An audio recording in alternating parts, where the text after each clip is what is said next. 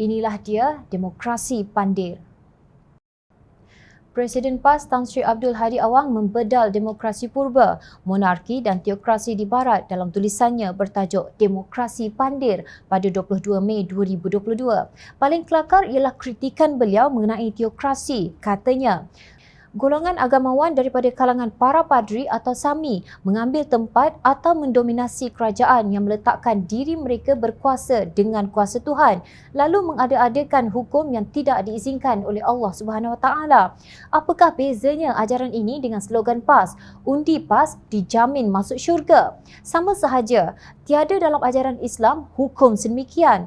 Pada masa yang sama, Abdul Hadi berhujah bahawa Islam membawa konsep wasatiyah yang berkonsepkan adil terhadap semua, sekaligus menolak teori demokrasi purba, monarki dan teokrasi. Beliau menggunakan firman Allah Subhanahu Wa Taala dalam surah Al-Nisa sebagai sandaran kepada hujahnya.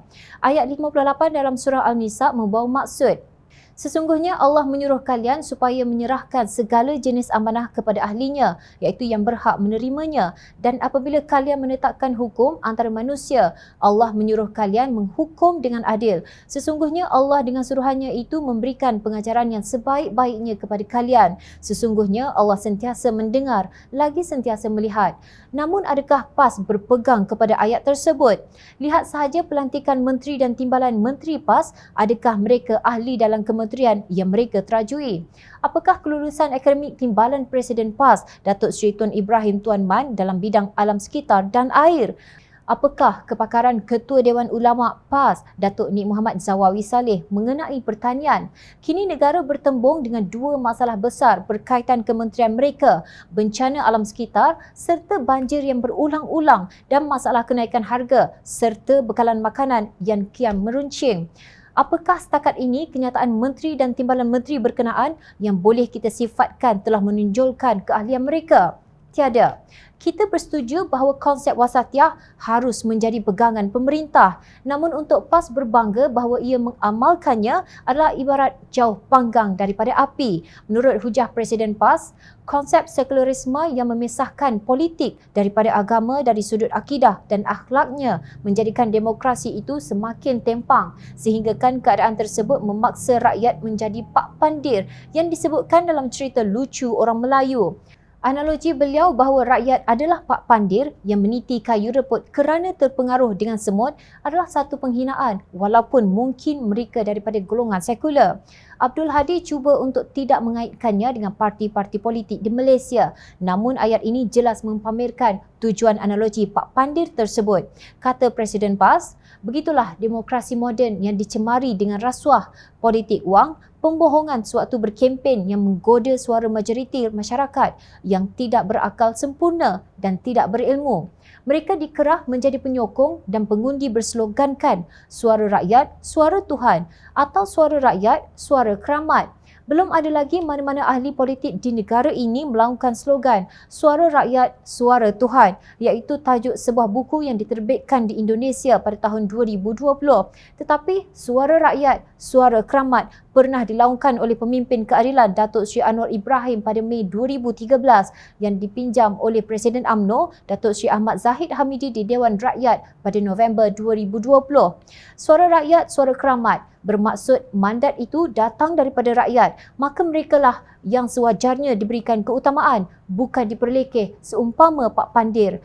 Tidak dapat dinafikan bahawa sesiapa termasuk pemimpin yang dianugerahkan hikmah oleh Allah Subhanahu Wa Taala akan mengambil pengajaran. Namun pengajaran apa yang diambil oleh PAS apabila bersekongkol dengan gerombolan kleptokrat yang menjatuhkan kerajaan yang telah diberikan mandat rakyat pada pilihan raya umum ke-14 yang lalu? Kononnya rampasan kuasa itu tindakan tebuk atap yang dilaksanakan secara demokrasi. Jelas, PAS menolak mandat rakyat, malah memperlekeh pengundi seumpama pak pandir. Sedangkan politik banyak kolam yang diamalkan PAS itulah sebenarnya demokrasi pandir amalan parti itu. Jom channel kembalikan sabda Rasulullah SAW yang dipetik Abdul Hadi sendiri. Kebijaksanaan itu laksana barang tercicir kepunyaan orang yang beriman, maka di mana sahaja ia didapati, maka dialah yang paling berhak mengambilnya. Riwayat Al-Tirmizi 2687 dan Ibnu Majah 4169 selepas merampas kuasa menerusi jalan fitnah yang beberapa kali kalah di mahkamah. Layakkah pemimpin PAS untuk melabel pihak lain seumpama Pak Pandir? Setelah hutan di sebuah negeri ditadbir PAS digondolkan dan rakyat tidak mendapat air bersih bertahun-tahun, layakkah di kalangan mereka berhak untuk dianggap memiliki kebijaksanaan? Sebaliknya, tindakan politik yang mereka amalkan bukan jalan Islam untuk menuju ke syurga, tetapi inilah demokrasi pandir yang sebenarnya.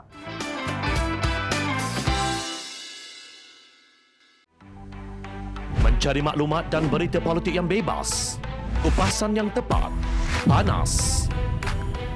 Dapatkannya secara eksklusif hanya di Jom Channel. Komitmen kami, pentasan berita Isnin hingga Jumaat. Berbicara dan isu semasa, kami garapkan secara langsung. Panel-panel berkaliber dan profesional. Interaktif, pandangan anda kami raikan. Jangan lupa bersama kami di setiap hujung minggu dalam edisi khas mingguan. Jom Channel, moving forward, sharing a new experience.